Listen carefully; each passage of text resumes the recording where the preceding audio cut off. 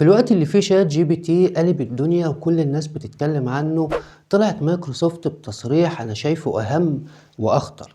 مايكروسوفت قالت أخيرا خلصنا النظام بتاعنا اللي بنشتغل عليه بقالنا أكتر من 3 سنين، وهو دلوقتي تحت التجربة، واللي هيكون قادر يقلد صوت البشر بالظبط وبمنتهى الدقة. وعشان ما اطولش عليك على السريع كده هقولك النظام ده بيشتغل ازاي.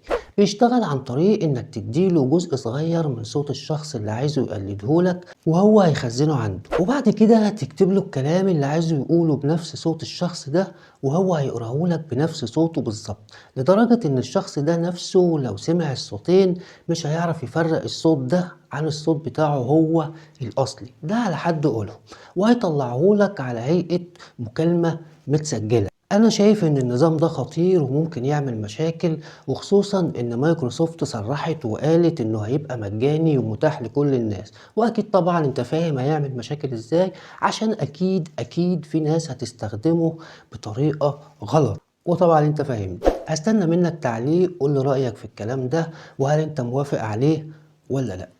تحياتي.